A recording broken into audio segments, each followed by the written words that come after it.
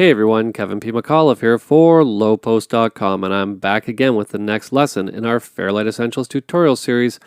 And in the next 3 lessons, we're talking voiceovers. In this lesson specifically, we're going to talk about some problems you can run into when setting up voiceovers outside of Resolve, specifically on the Mac. Then we're going to move on to talk about patching, a very important concept that we're going to talk about briefly in this lesson and get into more detail in an upcoming lesson. And last but certainly not least, we're going to show you how to get that voiceover from your microphone and into your Resolve timeline. All right, now before we get rolling, there are a few house cleaning items that we do need to talk about before we can get into Resolve and get started talking about voiceovers. There's some setup specifically to the Mac that we do need to do to make sure that our voiceover will pass through right from my microphone directly through into my Resolve application. So the first thing that I'm going to do is I'm going to navigate to my Apple dropdown. I'm going to come down to my recent items, and I'm going to come right in here, and I'm going to come down to my audio MIDI setup. This is where I have my audio devices. You'll see I have my AT2020 USB external microphone. You'll see that I have it set to at least 48 kilohertz, and because I am doing voiceover, it is only on one channel. I only have one mouth, therefore it is only one channel, so that is why I have one channel 16-bit integer selected.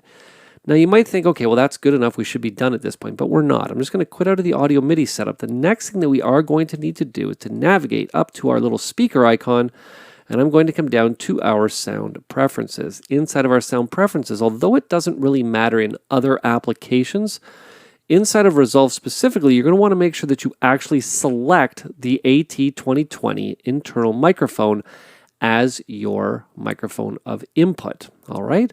So once we have that selected, let's now close out of the preferences. I'm now going to what I should have done was I should have stayed in the preferences because there is one more that I do need to make sure that I have selected or the audio will not pass through. I'm going to head into security and privacy. And once there, I'm going to head to privacy. And you'll notice that down here, inside of the microphone category, we do have an option to allow DaVinci Resolve to access your microphone. Now you'll see this is a little bit unique from the other applications I have. ScreenFlow's in there, which is my screen recording application. However, applications like Media Composer and none of the Adobe applications are in there either. But this is very important to set for DaVinci Resolve so that when we hit record, we'll hear the microphone. All right, let's close preferences. Let's now get into Resolve and let's do voiceovers. All right, now if you've taken a look at the course breakdown, you're going to notice that I've broken down, I'll say voiceover, but I also like to call it audio recording, down into 3 specific lessons. In this lesson, we're going to deal with just recording voiceovers and the actual process of getting your audio source, which in this case is my microphone, into your Resolve timeline. In the next lesson, we're going to talk about audio layering, how that comes into play, and why it's important and a good time saver for you to utilize. And last but certainly not least, in the third lesson, we are going to talk about ADR, Automated Dialogue Replacement. All right? So before we get rolling, to be honest, screen real estate is exceptionally important no matter what lesson we're talking about. And I'm going to be calling up the mixer occasionally in this lesson, and having the mixer and the meters and everything up there right now is a lot on the screen. So what we're going to do is we're going to hide the meters. But before I do that, I just want to point out something, which is that in some cases, when you're recording something like a voiceover, you, if it's a rough voiceover or your talent, might actually need to see what's going on with the video. Now, in my case, because I'm working on a single screen iMac, what I would want to do is come right down here to the lower right-hand corner, and I can actually pull the viewer out of the meters window and place it wherever I want. Now I can simply come up, hide meters, and I can now place the viewer wherever I want it to go. Now, I don't have a ton of screen real estate to begin with, and that's okay because what I'm going to do is just put this back where it came from. So if I come back to meters, it will of course be there now. I wanted to just show that to you because again, it's just about having multiple ways to work inside of DaVinci Resolve. Okay, so let's hide our meters. And what I'm going to do is I'm going to hide all of my channels except for the one channel that I have created, and that's audio track 11. Now, audio track 11, as you can see, is a mono track. Of course, mono, again, I only have one mouth, one voice coming out of it. It is technically a single channel. Now, you might be thinking, okay, great. Well, we already did all that rigmarole outside of Resolve, so we should be good to record our voiceover, correct? Well, no, we're not. One thing that I like about this lesson, and I like starting with this lesson early in the course, is that we're going to talk about a few different concepts in this lesson, and probably one of the most important ones is talking about audio patching. Now, we're going to get more into audio patching in an upcoming lesson, but we're going to get an introduction to it right here, right now. So, audio patching. Just because we have our microphone set up outside of Resolve doesn't mean that Resolve is ready to accept the signal that we're going to send to it. Okay? What we need to do is we need to patch this microphone into the audio channel that we want it to work with. And in our case, we're going to do this with audio track 11. Now, how do we go about doing this? Well, the first thing I'm going to do is I'm just going to mute the voiceover track. Now, that voiceover track is the finished voiceover track because when I imported this as an AAF, that was what track came along with it. But we're going to record this like we haven't recorded a voiceover at all. All right? And what I'm going to do is I'm going to call up our mixer. Now, you'll notice that I pulled it way over here and I don't need to do that. One thing that I love about working inside of the index window is that if I turn all these channels on, you'll see that the mixer to get over there to track 11 is a bit of a pain in the butt. But as we go through and we hide channels that we don't need to see, it cleans up our mixer a heck of a lot. I'm just going to pull that back over here to make the window nice and small. And keep in mind, at any time, you can also go for the small track mixer as well, just to free up a little bit more screen real estate. I'm just going to switch that back to the full mixer because I'm okay with the tiny little bit of extra real estate it is taking up. Okay, so let's now take our microphone and I'm going to patch it into audio track 11. Now there's a couple ways that we can do this. I'm going to navigate up to the Fairlight dropdown and we'll just give my project a second just to autosave. There we go. So we'll come to the Fairlight dropdown and I'm going to come to the patch input output option. Once I select it, you'll see that I have my microphone here on the left in audio inputs, and over here, I have something called the Telestream audio capture. Now, what that actually is that's my ScreenFlow application and how it takes in audio from a source like Resolve so that you can hear what I'm doing while I do it. And that's not where I want this signal to go to. What I'm going to do is I'm going to come to my audio outputs. And we're actually going to select a track input because what you have to imagine is that you're actually standing inside of a patch bay. Now, to be honest, if you haven't worked in television, it's kind of hard to imagine what a patch bay is. If you Google patch bay, it might look a little bit intimidating because what you basically have is a video patch bay and an audio patch bay. We're going to take signals from one location and patch them into another application or into another location or application for that matter. Now, the way this normally works is in a television station, you might need to take audio from, a source like VTR6 and patch it into program input number 1. So you're actually going to take a physical cable, VTR5 or whatever I'd set out, into program monitor 1 in. Well, technically what we're doing here is the same thing, except we're just doing it on a little interface like this. What I'm going to do is I'm going to select one of my audio, it's called an input, but it's the output of my microphone. And I'm going to select audio track 11. Now, by selecting the two of them, what we're telling Resolve is that we want to take the output of our microphone and patch it into the input of track 11. And what I'm going to do is say patch. As soon as I do that, you'll see that we have one patched item and 0 destinations selected. And we can see that my microphone is going into that channel. Okay? I'm simply going to close this window now. What I'm also going to do here is I'm just going to pull my screen over just a little bit because I actually have my voiceover right here. Okay? Just going to call it up here. You'll see that I've actually already shrunk it down so that it will fit over here. Now, I'm not going to worry so much about what's actually going on here because my voiceover is never going to quite be perfect. Okay, so let's just zoom back a little bit here. I'm just going to respace everything out perfect. And what I've done here for the purposes of this lesson is I've added markers where each one of these voiceover parts is going to go. Now, here's something else that's exceptionally important for you to keep in mind and something you're going to need to decide sort of early on, and that is how you actually want to record the audio.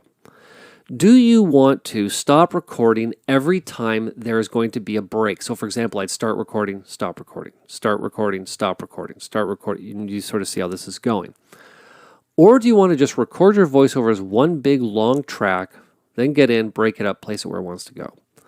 What's the difference between the two? Well, one obviously is just how do you want to work? That's the first big decision. But the second decision is that every time you hit stop, a new audio file is going to be created on your scratch disk. Now, for me personally, I always like to just go back to one file to find what I need to find. So I normally will just record the voiceover in one big long shot and then break it up after the fact. Now, which way is the better way to do this? To be honest, it's really up to you. In this case, what I'm going to do is I'm actually just going to break this up because it's a relatively short voiceover track, and you can see how this is going to work. Now, what we're going to do is we're going to arm recording. So how do we go about doing this? What I'm going to do is simply come right over here to audio track 11, and I'm going to hit the record button. Now, as soon as I do that, you're going to notice that the VU meters have come alive with me talking. And I can actually hear a very slight echo in my ear of just the me speaking, it going into resolve, it coming back to my headset so that I can hear exactly what I'm saying. So now at any point, if I'm ready to record my voiceover, I can simply just hit play, hit the record button that's located right here, and start recording my voiceover. Now, I think what I had said before of breaking this up, I think I'm just going to record it as one big long voiceover track. Okay? So here's how we're going to go about doing this. All I'm going to do is simply hit play, and when I'm ready to start recording, I'm going to hit record like this. Play. Let's make sure we actually have the sequence selected. Play. Now what I should also do here is I should solo this channel just so that I don't hear all the music and everything else in the background. Let's hit play. Let's hit record. I lost my job with Price Waterhouse back in the 80s when the global recession hit. My wife left me. She said I was dull, ordinary, predictable, a creature of habit. She was right.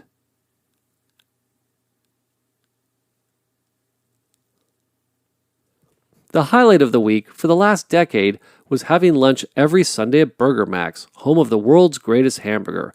The most recent bestseller is my date. Sometimes I would stay for hours.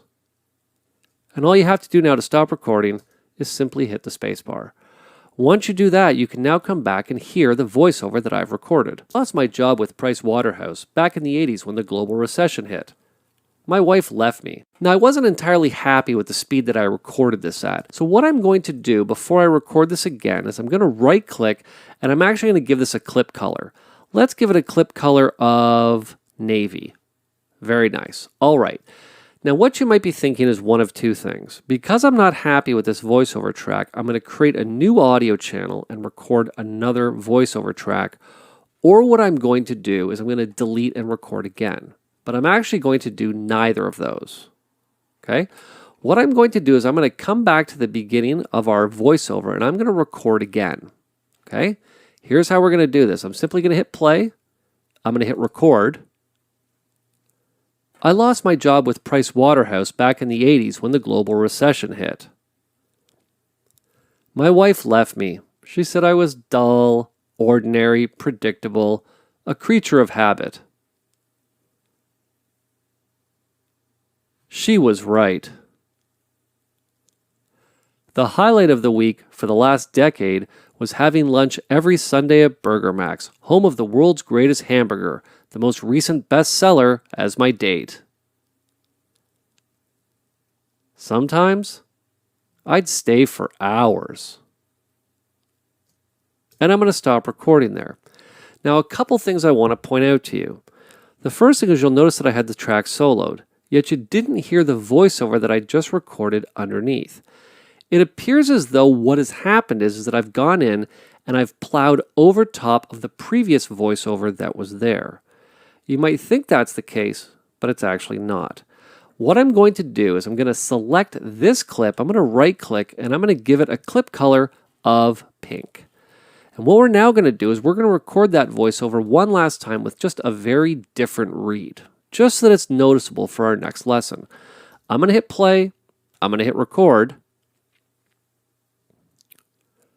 I lost my job with Price Waterhouse back in the 80s when the global recession hit. My wife left me. She said I was dull, ordinary, predictable, a creature of habit. She was right.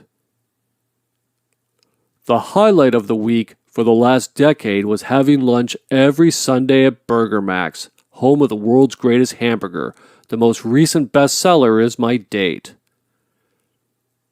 Sometimes I'd stay for hours. And of course, we're going to stop recording. Now, one last thing I'm going to do, of course, much like I had done before, is come down to the clip color, and let's give it a clip color of yellow. Now, again, like I said before, you might think that I've been recording over each one of these tracks as I've been going, but I haven't been. What I'm going to do is disable recording, and I'm going to navigate up to View, and I'm going to come down to Show Audio Track Layers. And as soon as I do that, you can see there are the 3 audio tracks stacked on top of each other, ready for us to work with. Now, one last thing that I do want to point out, and I said this earlier, and you hear me say this throughout all the courses that I teach, is that there's so many ways to do the same thing, especially in an application like Resolve. When it comes to patching, if you don't want to constantly be going up to the Fairlight dropdown and to the Patch Input-Output option, what you have the ability to do is to simply navigate right over here to the top of the mixer, choose which channel you want to add an input to. You can drop it down and see that you can add an input, an auxiliary bus, a sub bus, a main bus, and even get into the path settings if necessary to make some fine-tuned adjustments. All right, let's move on to our next lesson where we're going to talk specifically about audio layers and how you can use them in your audio workflow. Now, keep in mind that we value your feedback. If you have any questions or comments, please head on over and post them in our forums at lowepost.com/forums. This has been Kevin P. McAuliffe. Thanks a lot for watching.